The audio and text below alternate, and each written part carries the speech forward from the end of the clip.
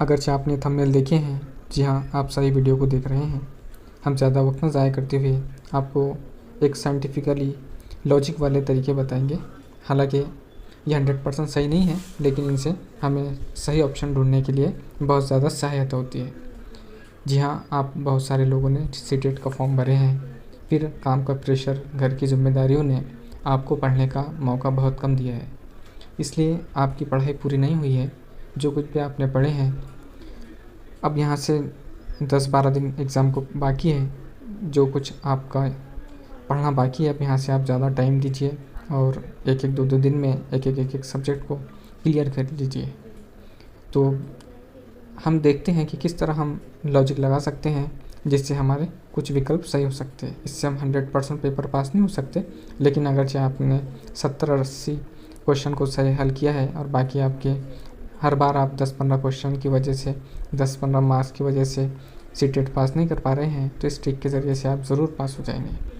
हमारी पहली ट्रिक है कि आप सबसे पहले देखेंगे कि डिटेल आंसर देखेंगे जो लंबा हो और जिसमें पूरी तरह की जानकारी हो, जिसको हम समझेंगे कि जब प्रश्न का सही उत्तर पूरी तरह याद ना हो तो उन विकल्पों को, उन ऑप्शंस को ध्यान से देखेंगे जिसमें अवधारणा, कारण और शैक्षणिक उद्देश्य अधिक स्पष्ट रूप से दिखाई दे। केवल लंबा होने के कारण किसी विकल्प को ना माने। अक्सर ज़्यादातर डिटेल्स में दिए गए CBSE क्या करता है कि डिटेल्स में सही ऑप्शन डिटेल्स में होता है, तो एक लंबा ऑप्शन भी हो सकता है, लेकिन हमें ऑप्शन में देखना है कि उसमें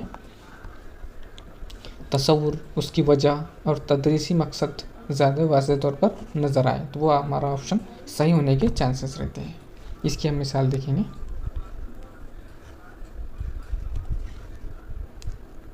शिक्षक बच्चे की गलती पर क्या करे। अब ये क्वेश्चन है, तो इसके आंसर देखेंगे कि तुरंत डांट दे, केवल सही उत्तर बता दे, गलती का कारण समझकर बच्चे को सुधारने का अवसर दे, प्रश्न छोड़ दे। तो यहाँ पे सही ऑप्शन हमारा ऑप्शन नंबर 3 होगा, जो क्या है, जिसमें डिटेल्स में पूरी जानकारी दी गई है और ये लंबा ऑप्शन है। तो हमारा सही ऑप्शन हम ये ट्रिक के ज़रिए भी निकाल सकते हैं कि गलती का कारण समझकर बच्चे को सुधारने का अवसर दे। अगली ट्रिक देखेंगे हम। उपरोक्त सभी या A और B दोनों सही, इस तरीके के ऑप्शन, या फिर ऑल ऑफ दी अबव, ये दर्जे वाला तमाम, इस तरीके के जो भी ऑप्शन होते हैं ज़्यादातर वो 80 से 90% तक के करेक्ट आंसर होते हैं। करेक्ट आंसर होते हैं या तो ऑल ऑफ दी अबव या फिर A और B दोनों दुरुस्त है, दोनों सही है।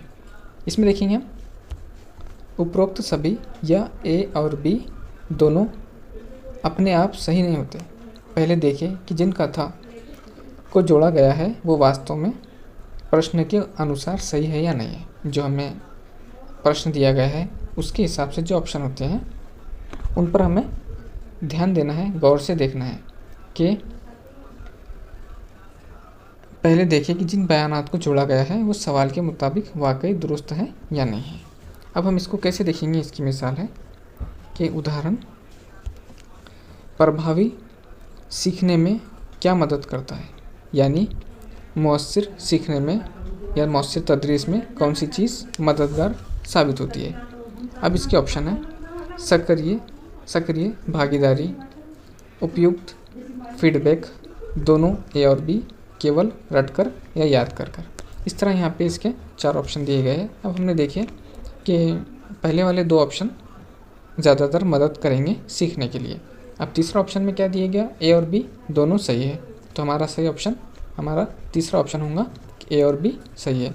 या इस तरह ऐसा भी हो सकता है कि 4 ऑप्शन दिए गए हैं, चारों में से 3 ऑप्शन में लिखा गया है कि जो चीज़ें समझने में आसानी होती है मौसर सीखने के लिए वो तमाम चीज़ें हो, और चौथा ऑप्शन D वाला ऑप्शन अक्सर ऑल ऑफ दी अबव या उपरोक्त सभी वाला ऑप्शन जो होता है अक्सर वो 90% तक की का सही होता है। लेकिन तब इसको सही मानना है जब हम हमारे तमाम आंसर दे चुके और जो क्वेश्चन हमारे बाकी है उसमें हमें आंसर पता नहीं है, तब हम यहाँ पे ट्रिक इस्तेमाल करेंगे कि उसको हम देखेंगे कि सही आंसर कौन सा हो सकता है। तो नज़र आए कि ऑल ऑफ दी अबव है, तो ये हम रिस्क ले सकते हैं कि ये ऑप्शन भी सही हो सकता है। जब हमें ऑप्शन आंसर नहीं पता है तब ले ये ऑप्शन। अगली ट्रिक देखेंगे हम। इस ट्रिक में हम देखेंगे समावेश को पहचानना है, बहिष्कार को हटाना है, इंक्लूसिव एजुकेशन चेक करना है। इसमें हम पेडागोजिकली एलिमिनेट करेंगे ऑप्शन को एलिमिनेट करेंगे, एलिमिनेशन वाला मेथड अपनाएंगे। ऑप्शन में से उन शब्दों को ढूंढ के एलिमिनेट करेंगे जो डांटने, याद करने या रटने या रैंक देने आदि जैसे शब्दों को काट कर अलग कर देंगे। इसका हम ट्रिक देखेंगे कि पेडागोजी में ऐसे विकल्प अधिक उपयुक्त होते हैं जो बच्चे की भाषा, संस्कृति, पृष्ठभूमि, विविधता और व्यक्तिगत आवश्यकताओं का सम्मान करते हैं। अलग करना, कौन से लफ्ज़ अलग करेंगे हम? जो एलिमेंट करना है, अपमानित करना, अलग करना या लेबल लगाना या सामान्यतः कमज़ोर विकल्प जो भी हमें नज़र आ रहे हैं, ऐसा कि हम इसको उर्दू में भी समझते हैं कि पेडागोजी में इख्तियार ज़्यादा मौजूद होता है जो बच्चे की ज़बान, सकाफ़त, पस मंज़र, तनु और इनफरादी ज़रूरियात का एहतराम करे। अलग करना, तौहीन करना, ये तमाम चीज़ें या लेबल लगाना, ये तमाम चीज़ें एलिमिनेट करना है, इनको कट करना है। ये ऑप्शन में नज़र आए तो इनको कट करना है। और जो ऊपर के हमने चीज़ें देखें कि पेडागोजी में जो चीज़ें हैं कि बच्चे की भाषा, संस्कृति, पृष्ठभूमि, विविधता और व्यक्तिगत आवश्यकताओं का सम्मान करने वाले ऑप्शन को हम चूज़ करेंगे, ये करेक्ट हो सकती है। और उसी तरह जो अपमानित करने वाले हैं या रट्टा लगाने वाले हैं या बार बार दोहराने वाले चीज़ें हैं कि ये करना ही पड़ेगा, तो वो चीज़ों को हम हटा देंगे। इस तरह हम हमारा ऑप्शन सही ढूंढ सकते हैं इस ट्रिक के ज़रिए। इसका उदाहरण देखेंगे हम। अलग अलग भाषाई पृष्ठभूमि वाले बच्चों के लिए शिक्षक क्या करें? अब हमें ये सवाल सीटेड में आया है कि अलग अलग भाषाई पृष्ठभूमि वाले बच्चों के लिए शिक्षक क्या करें। अब उसके ऑप्शन पढ़ते हम। ए है उनकी भाषा को कक्षा में बिल्कुल ना आने दें। उनकी भाषा को, अलग अलग भाषा वाले हैं तो अपनी कक्षा में ना आने दें। ये ऑप्शन हमें नेगेटिव वाला दिख गया। केवल तेज़ बच्चों को अवसर दें। ये भी केवल वाला शब्द है। भाषाई विविधता को संसाधन मानकर सहभागिता बढ़ाए। बच्चों को अलग अलग कक्षा में भेज दें। तो हमने यहाँ देखे कि इसमें कैसे हम एलिमिनेट कर सकते हैं। तो इसमें पहला आ गया कि बच्चे की मातृभाषा को ना आने दे, तो ये भी एलिमिनेट हो जाएगा। केवल वाला नेगेटिव टैग वर्ड आ गया, ये भी एलिमिनेट हो जाएगा। और बच्चों को अलग अलग कक्षा में बिठाने के लिए कहा गया, ये भी एलिमिनेट हो जाएगा। हमारा सही आंसर ऑप्शन नंबर सी होगा, भाषाई विविधता को संसाधन मानकर सहभागिता बढ़ाए। इस तरह हम अगली ट्रिक देखेंगे। ट्रिक हमारी 4 है। इस ट्रिक में देखेंगे हम कि जो चरम शब्द है उनको सावधानी से देखेंगे, उनको हटा दिएंगे। बीवेयर ऑफ एक्सट्रीम वर्ड्स को हम ध्यान से देखेंगे और उनको हटाएंगे। अब हम यहाँ पे देखेंगे कि हमेशा, कभी नहीं, सभी परिस्थितियों में, पूर्णता जैसे बहुत कठोर शब्द विकल्प को संदिग्ध बना सकते हैं। जो भी ऑप्शन में हमेशा, कभी नहीं, सभी परिस्थितियों में, पूर्णता जैसे ऑप्शन नज़र आए तो हम इसको क्या कर सकते हैं? हटा सकते हैं। क्योंकि विकास क्या होता है? लचीला होता है। ये हमेशा एक जैसा नहीं होता, विकास लचीला होता है। इसलिए विकास के लिए ये जो शब्द है ये लागू नहीं होते। इसलिए हमारा जो सिलेबस भी होता है वो लचीला होता है।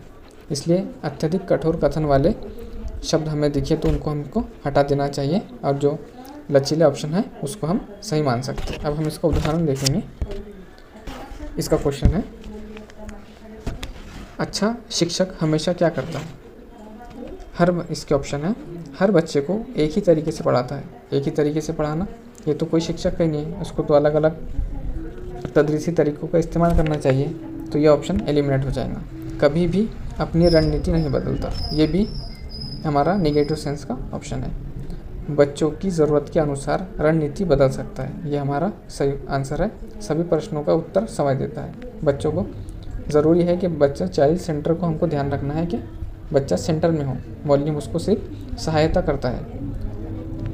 तो ये हमारे 3 ऑप्शन हम यहाँ से एलिमिनेट करेंगे और हमारा तीसरा ऑप्शन सही होगा। इस तरह इस ट्रिक के ज़रिए हम अपने जो भी मार्क्स हमसे बढ़ सकते हैं उनको बढ़ाने की कोशिश करेंगे। अगली ट्रिक है कि बाल केंद्रित चाइल्ड डेवलप वाला ऑप्शन चूज़ करें। Look for the child centre approach. Child centre approach को हमको यहाँ पर हर ऑप्शन में ध्यान रखना चाहिए। हम अपने मन से कोई भी ऑप्शन को टिक नहीं करेंगे। हर ऑप्शन के लिए हमें पेडागोजी के ऑल क्वेश्चन में चाइल्ड सेंटर अप्रोच को यूज़ करना है। अब हम समझेंगे, जब प्रश्न सीखने की प्रक्रिया, शिक्षक की भूमिका या कक्षा की गतिविधि से जुड़ा हो तो बच्चों की सक्रिय भागीदारी, अनुभव, जिज्ञासा, अभिव्यक्ति और व्यक्तिगत विभिन्नताओं को महत्व देने वाले विकल्प पर ध्यान देना है। जी हाँ, जब सवाल सीखने के अमल, उस्ताद की किरदार या जमाती सरगर्मी से मुतालिक हो तो बच्चे की फ़ाल शिरकत, बच्चा क्लास में कितनी तरह हमारे हर इसमें एक्टिविटी में शामिल है, तजुर्बे, तजस्सुस, इजहार और इनफरादी फ़र्क को अहमियत देने वाले इख्तियार पर तवज्जो देना है। इस तरीके के जो भी ऑप्शन नज़र आएंगे हम उसे चूज़ करेंगे। इसका ऑप्शन है, उदाहरण देखेंगे हम इसका। कक्षा में शिक्षक को बेहतर भूमिका क्या है? कक्षा में शिक्षक की बेहतर भूमिका क्या है? हर बात का अंतिम निर्णय देना, बच्चों को प्रश्न पूछने और खोजने का अवसर देना, केवल पाठ पढ़कर सुनाना, गलत उत्तर पर बच्चों को शर्मिंदा करना। तो हम यहाँ देखेंगे इसका सही आंसर, बच्चों को प्रश्न पूछने और खोजने का अवसर देना। इसमें क्या है, ये चाइल्ड सेंटर्ड अप्रोच है।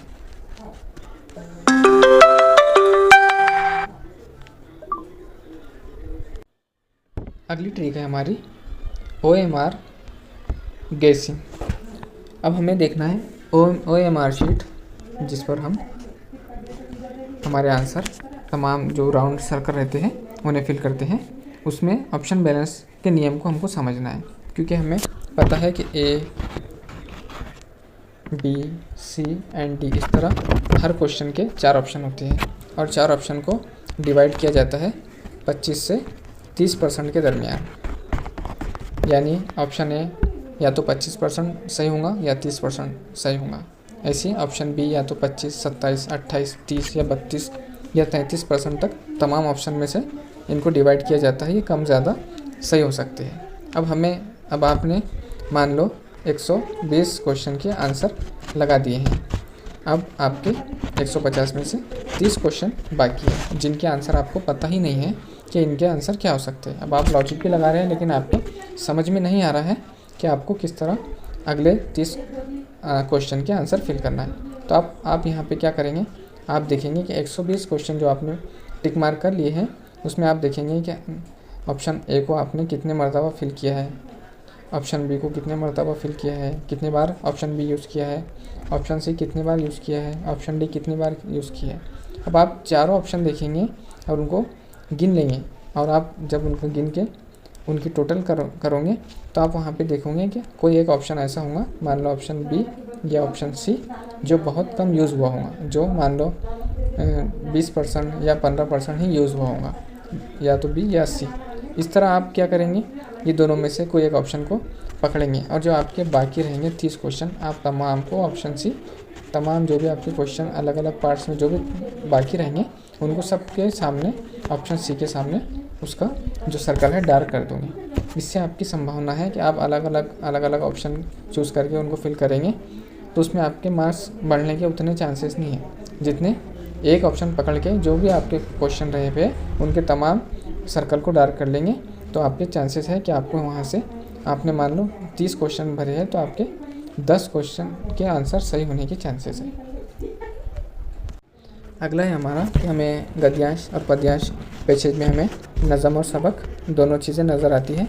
नज़म और मतन होता है, मौजू होता है, पैसेज होता है। तो आप पैसेज में पूरा पैसेज लंबा पढ़ के उसको ध्यान रखने की ज़रूरत नहीं है। आप उसमें से जो मुख्य शब्द है, जो पहचान है या कुछ इंपॉर्टेंट पॉइंट्स है या जो टॉपिक है वो नज़र आ रहा है तो आप उस पर क्या करेंगे, क्वेश्चन पढ़ेंगे। और जैसे क्वेश्चन में आपको दिखेगा कि यहाँ कोई इंपॉर्टेंट पॉइंट है उसको टिक करेंगे और उसको वो पॉइंट को पैसेज में ढूंढेंगे। जब वो वर्ड आपको पैसेज में मिल गया तो उसके आगे की उसके पीछे की एक एक लाइन पढ़ लेंगे, आपको आपका आंसर नज़र आ जाएगा। ये भी ट्रिक है कि पैसेज को किस तरह जल्दी सॉल्व करें।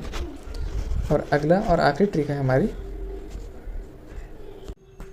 अपने पुराने ज्ञान के आधार पर सही ऑप्शन को चूज़ करना है या फर्स्ट इंस्टिंक्ट एविडेंस चेक करना है। जिस ऑप्शन पर आपकी पहली नज़र में जो विकल्प आपको सही लगे उसे तुरंत बदलने की ज़रूरत नहीं है, लेकिन यदि बाद में प्रश्न में स्पष्ट प्रमाण मिले कि वह विकल्प गलत है तो उत्तर बदल सकते हैं। केवल डर या बार बार संदेह के कारण सही उत्तर न बदले। जैसे आपने पढ़े 4 ऑप्शन, आपको पता नहीं है कि ये चारों भी ऑप्शन में से कौन सा सही है। आपको कुछ पुराना भी ज्ञान रहता है, आपको उसके आधार पर लग रहा है कि कोई एक ऑप्शन ये सही हो सकता है, तो आप उसको फ़ौरन चूज़ कर लेंगे। और बाद में फिर आपको संदेह आ रहा है कि ये नहीं, ये गलत हो सकता है ये, या फिर उसको बार बार बदलने की ज़रूरत नहीं है। अगर से आपको पूरा कॉन्फिडेंस है कि आपके इल्म में ये है और सही आंसर कोई और है, तो आप उसको चूज़ कर सकते हैं। इस तरह हमने यहाँ पे शॉर्ट में देखे हैं कि किस तरह आप ट्रिक का इस्तेमाल कर सकते हैं CTET में, जिससे आपके 20 से 25% या 20 से 25 मार्क्स बढ़ सकते हैं। ये ट्रिक्स तभी आपके लिए काम आएंगी तब आपकी स्टडी कुछ % हुई है और आप हर बार, जिस तरह बहुत से स्टूडेंट्स कैंडिडेट्स के कॉल और मैसेज आते हैं कि 5 मार्क्स से रह गए, 10 मार्क्स से रह गए, तो उन स्टूडेंट्स के लिए ये ट्रिक्स ज़्यादा काम आती है। अगरचे वीडियो से आपको फ़ायदा हुआ हो तो वीडियो को अदर स्टूडेंट तक शेयर कीजिए। मिलते हैं अगले वीडियो में। अल्लाह हाफिज़।